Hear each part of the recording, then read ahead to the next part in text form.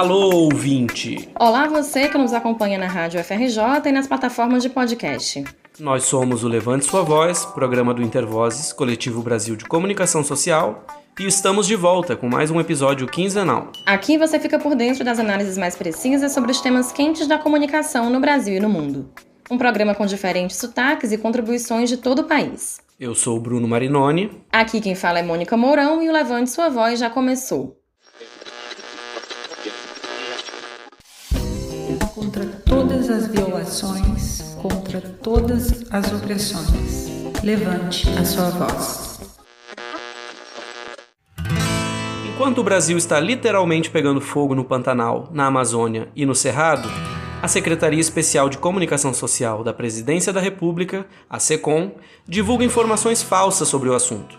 Em postagem no dia 26 de setembro, a Secretaria disse que 2020 tem a menor área queimada em todo o território nacional nos últimos 18 anos. A desinformação foi feita às custas da distorção de dados do Instituto Nacional de Pesquisas Espaciais, o INPE. Foram comparados os 8 primeiros meses de 2020 com os 12 meses dos outros anos. A postagem mentirosa da SECOM foi compartilhada pelos ministros Ricardo Salles, do Meio Ambiente, e Fábio Faria, das Comunicações. Desde abril de 2019, o chefe da SECOM é Fábio Weingarten. Ele é sócio de uma empresa que recebe dinheiro de publicidade contratada pela própria secretaria e outros órgãos do governo. O cara contrata a si mesmo e se remunera com dinheiro público. Em julho desse ano, o Ministério Público pediu o afastamento do secretário ao Tribunal de Contas da União por descumprimento de uma decisão da Controladoria Geral da União, a CGU, que determina a divulgação de quais canais de internet veicularam propagandas pagas pela secretaria durante o governo Bolsonaro. Mas a gente não confunde os Fábios. Esse que a gente está falando é o titular da SECOM. Quem retuitou a mensagem feita pela SECOM com dados errados sobre as queimadas foi Fábio Faria, chefe do ministério do qual a SECOM faz parte. Fábio Faria é genro do apresentador Silvio Santos e, segundo o presidente Bolsonaro, esse é o principal ponto no seu currículo para ocupar o cargo. Ninguém viu ainda. Quem vocês acham que é? Mais alto! Mais alto! Ele é o presidente do Brasil? Sim! É o Jair Bolsonaro? Sim! Pode aplaudir aí. Talvez seja um pouco de maldade a gente dizer que a principal característica do Fábio Faria é ser genro do Silvio Santos, dono do SBT, uma das emissoras que mais recebeu recursos publicitários do governo Bolsonaro, de forma desproporcional à sua audiência. Genro do dono da televisão, que levou o presidente para um programa de auditório em maio do ano passado para defender a reforma da Previdência quando ela ainda estava em disputa no Congresso. Fábio Faria também é deputado federal pelo PSD do Rio Grande do Norte e é ele mesmo empresário de radiodifusão. Deputado há 4 mandatos, Fábio Faria é um dos 26 membros da atual legislatura que controlam diretamente outorgas de rádio e televisão, de acordo com o levantamento publicado pelo Intervozes em 2019. Faria é um dos sócios e administrador da Rádio Agreste, fundada em 1997 pelo seu pai, Robinson Faria, ex-governador do Rio Grande do Norte. A boa e velha prática das capitanias hereditárias da qual o Brasil nunca se livrou. Desde 2015, o ministro é um dos citados na Arguição de Descumprimento de Preceito Fundamental, a DPF, elaborada pelo Intervozes e protocolada pelo PSOL junto ao Supremo Tribunal Federal.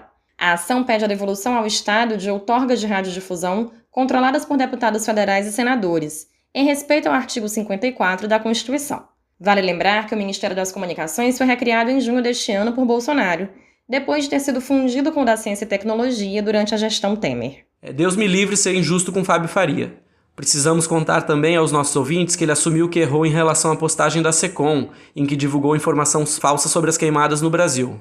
Se você olhar a fotografia, é um ano que ainda tem, provavelmente será um dos menores índices de queimadas, mas não é o menor. Aí ali buscaram ali um pelo em ovo, mas disseram que nos últimos 18 anos o menor ano foi 2020. Como 2020 não acabou, não podem falar isso, fizeram uma mega matéria em relação a isso. Como a gente falou no começo do programa, os dados usados para a postagem são do INPE, que já esteve na mira do governo Bolsonaro no ano passado. Em agosto de 2019, o diretor do Instituto, Ricardo Galvão, foi exonerado depois de criticar Bolsonaro, que chamou os dados do INPE de sensacionalistas. Agora, novamente, as informações do INPE são contestadas pelo governo. Nesse mês de setembro, o vice-presidente da República e presidente do Conselho Nacional da Amazônia Legal, Hamilton Mourão, disse que desconhecia que os dados sobre queimadas e desmatamento divulgados pelo INPE são públicos. Ele afirmou ainda que alguém no Instituto faz oposição ao governo. Por isso, a divulgação de dados negativos seria priorizada. Mourão pediu que o diretor do INPE fizesse um relatório qualitativo dos dados. Quem já faz análise qualitativa dos dados do INPE é o Instituto de Pesquisa Ambiental da Amazônia, o IPAM. Fundado em 1995, o IPAM é uma organização não governamental que produz conhecimento científico para o desenvolvimento sustentável da Amazônia. A gente conversou sobre esse trabalho com a Anne Alencar, diretora de ciência do Instituto. A Anne contou que a atual gestão do governo federal não tem atrapalhado o acesso aos dados elaborados por órgãos públicos, mas alertou para o impacto da desinformação difundida por representantes do governo. É bem interessante como que o governo ele se apropria de narrativas que não fazem sentido, né, para justificar sua própria incompetência em combater o problema. Então, quando o presidente vai para a ONU e fazer um discurso e aponta os indígenas como um dos elementos centrais da crise das queimadas que nós estamos passando, isso, para mim, assim, fica claro a falta de informação que ele tem sobre o problema. A gente não precisa ir muito longe para ver o desprezo desse governo em relação aos dados científicos. Em seu discurso na Assembleia da ONU, agora em setembro, Jair Bolsonaro acusou os outros de desinformação e fez afirmações sem nenhuma base científica. O Brasil desponta como o maior produtor mundial de alimentos e, por isso, há tanto interesse em propagar desinformações sobre o nosso meio ambiente. Estamos abertos para o mundo naquilo que melhor temos para oferecer, nossos produtos do campo. Nunca exportamos tanto. O mundo cada vez mais depende do Brasil para se alimentar. Nossa floresta é úmida e não permite a propagação do fogo em seu interior. Os incêndios acontecem praticamente nos mesmos lugares, no entorno leste da floresta, onde o caboclo e o índio queimam seus roçados em busca de sua sobrevivência em áreas já desmatadas. Os focos criminosos são combatidos com rigor e determinação. Também falamos sobre isso com a Anne Alencar do IPAM. Anne, o conhecimento científico é uma ferramenta importante nessa disputa? Sim, o conhecimento científico ele tem se demonstrado muito importante, principalmente agora, né, nesse momento em que é muito fácil você colocar qualquer afirmação errada e essa afirmação virar verdade, né, através das fake news, dos instrumentos aí que são utilizados, cards pelo WhatsApp. Então, mais do que nunca, é fundamental que a gente tenha respostas bem calcadas na ciência para rebater essas fake news sobre a questão ambiental, enfim, né, sobre o papel dos povos da floresta, na conservação e entre outros. Em meio a esse contexto, também existe muita dificuldade de acesso a informações. Quem falou um pouquinho sobre esse assunto foi a Camila Nóbrega. Militante do Intervozes, Camila é jornalista especializada em questões socioambientais e doutoranda em ciência política na Universidade Livre de Berlim. A gente no Brasil tem dificuldade de ter acesso a dados absolutamente básicos, que é tipo relatório de impacto ambiental, estudo de impacto ambiental, que são para serem debatidos amplamente pelo conjunto da população. São informações que às vezes não estão transparentes e a gente tem que fazer solicitações de informação para ter acesso. Mesmo assim é difícil, eu já fiz pedidos de acesso à informação e recebi processos perguntando coisas pontuais, né, pela lei de acesso à informação, e já recebi um calhamaço de 10 mil páginas para procurar a informação que eu estava buscando, né, ou seja, tem uma dificuldade nesse acesso. Pela nossa conversa com a Camila, a gente entendeu melhor também que existe toda uma relação entre diferentes pautas socioambientais. Queimadas e desmatamento, né, de uma forma geral, nunca é um fenômeno que está acontecendo sozinho, né? Não é uma coisa isolada. É uma coisa que quanto mais dados a gente tem, quanto mais acesso ao contexto da região, mais a gente consegue entender. Então, por exemplo, os dados do INPE, né, que são interpretados pelo IPAM e são interpretados por vários outros institutos de pesquisa, aí a gente consegue perceber ter algumas sobreposições, né, que mostram, por exemplo, o número de invasões em áreas de populações tradicionais, o interesse de grandes fazendeiros nas regiões de aumento das suas propriedades, de ampliar áreas para serem utilizadas pelo agronegócio. E acesso à informação é um básico para a gente poder entender o contexto. A campanha Agro é Fogo publicou uma carta no fim de setembro, denunciando a relação entre queimadas e agronegócio. O texto afirma que 62% do desmatamento ilegal no Cerrado e na Amazônia, entre 2008 e 2019, esteve concentrado em 2% das fazendas dessas regiões. No Pantanal, os proprietários dessas fazendas comercializam gado para os grupos Amage e Bom Futuro, que, por sua vez, fornecem gado para conglomerados como Marfrig, Minerva e JBS. Como próximo passo do nosso compromisso, decidimos ir além do nosso processo produtivo. Apresentamos o Juntos pela Amazônia, um programa com um conjunto de ações para aumentar a conservação e proteção do bioma e o desenvolvimento sustentável das comunidades. Esse é um trecho de uma propaganda que está passando na TV da campanha Juntos pela Amazônia da JBS. Eles afirmam que vão investir R$1 bilhão nesse programa até 2030. Sobre esse assunto, a gente ouviu a educadora da ONG Fase no Amazonas, Sara Pereira, que faz parte da campanha Agro é Fogo.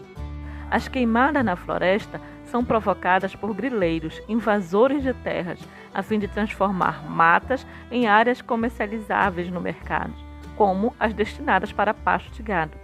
E esses animais criados nessas áreas são vendidos para grandes grupos como a JBS. Como pode então a JBS pregar o desenvolvimento sustentável se a carne que comercializa vem de uma Amazônia consumida deliberadamente pelo fogo? Hoje, é impossível a qualquer empresa assegurar que a carne bovina oriunda de qualquer canto da Amazônia seja produzida em área de desmatamento zero.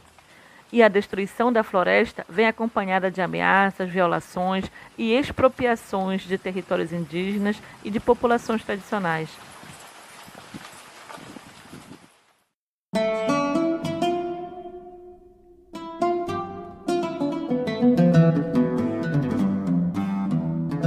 A ligação do agronegócio com a comunicação vai além de propagandas de TV como as da JBS. A pesquisa MON Brasil, feita pelo Intervozes e a Repórteres Sem Fronteiras, mostra que a Folha da Manhã S.A., mãe da Folha de São Paulo, foi criada com uma linha editorial voltada para os cafeicultores, em 1931. Hoje temos muitos exemplos de donos da mídia que também são grandes pecuaristas, como é o caso do Grupo Mix de Comunicação, a TV Vitoriosa, afiliada ao SBT em Uberlândia, a TV Goiânia, afiliada da Band, e o Grupo Alfa, dono da Rede Transamérica. A relação com o agronegócio pode ser observada ainda na produção de conteúdo. O Grupo RBS criou o Canal Rural de TV em 1996, vendido em 2013 para a JF Investimentos, controladora do frigorífico JBS. O Grupo Bandeirantes possui o canal de TV a cabo Terra Viva, cujo conteúdo é reproduzido em parte na Band News. E nem precisa saber que a família Marinho também tem fazendas para perceber o seu posicionamento. A própria emissora produz e veicula a campanha em prol desse setor, lembram?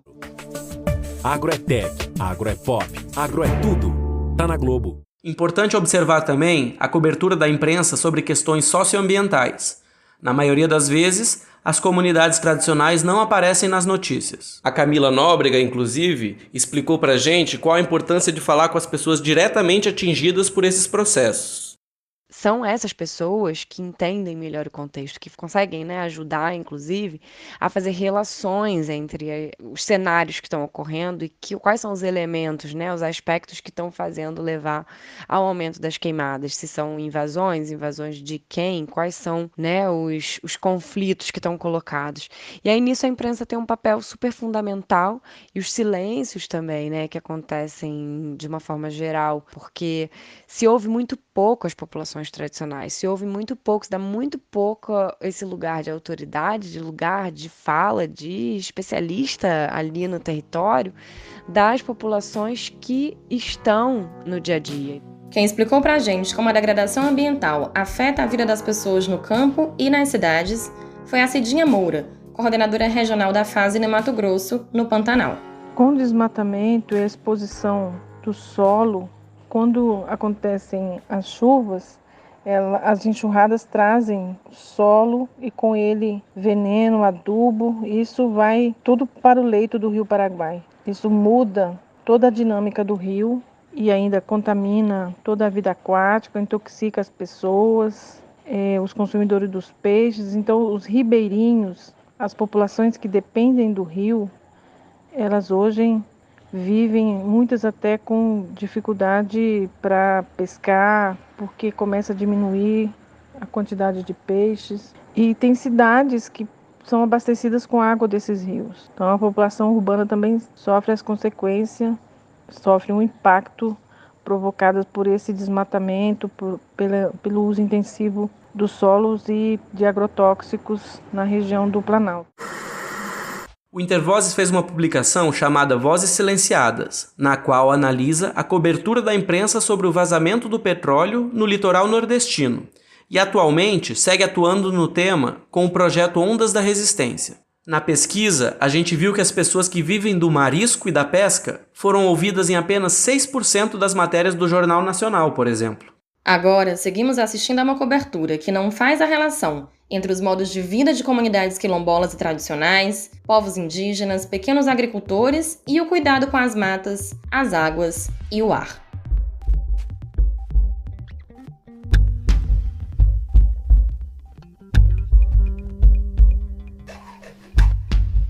Vozes amplificadas.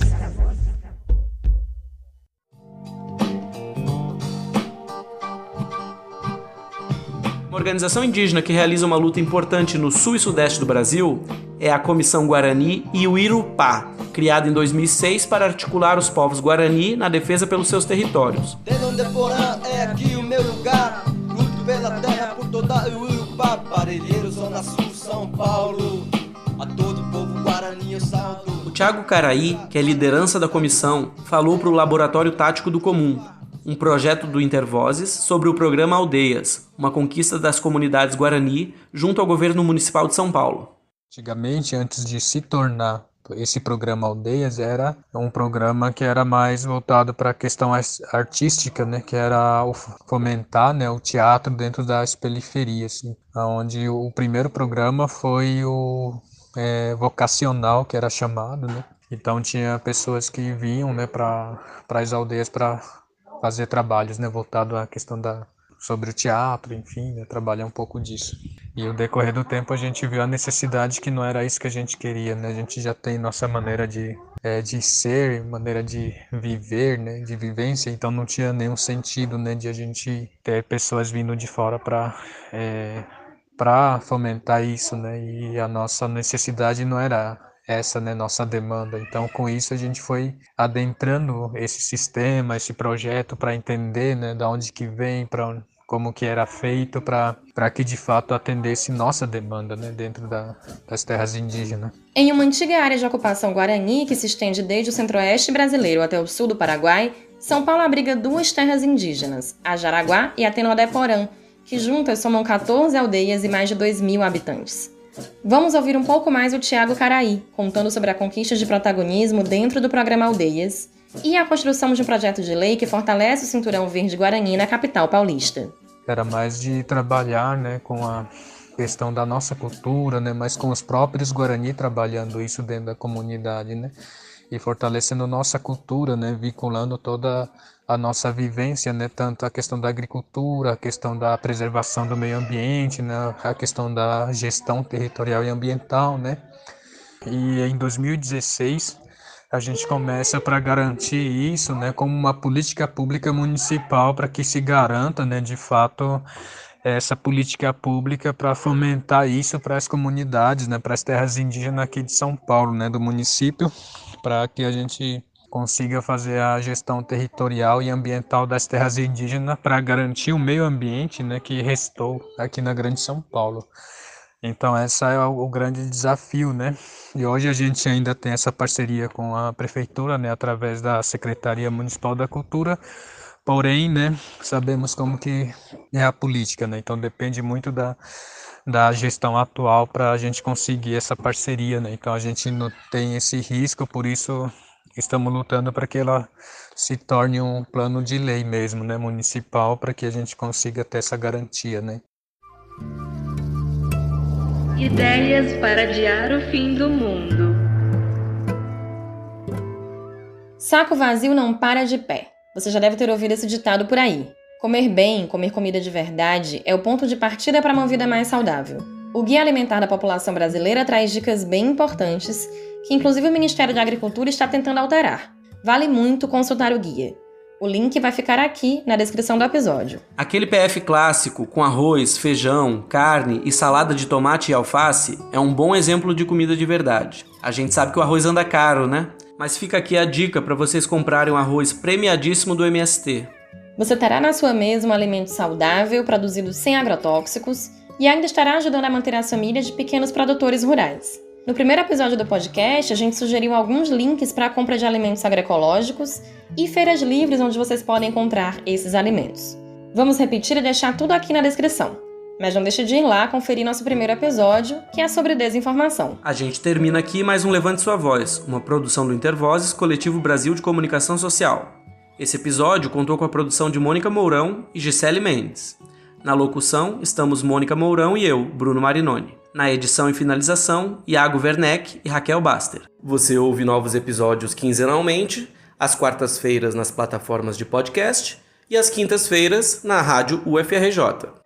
Neste episódio, nós utilizamos áudios do SBT, UOL, TV Globo e da campanha Juntos pela Amazônia. Valeu, pessoal! A gente tem mais um encontro marcado com vocês daqui a 2 semanas na Rádio UFRJ, no endereço radio.ufrj.br e nas plataformas de streaming. Até lá! Tem correria que disfarça, perna pra cima que embaraça. Tem boa gente na desgraça, e o frio tá cirandando a praça. Sono furtado, incomodado, da terra o povo foi tirar.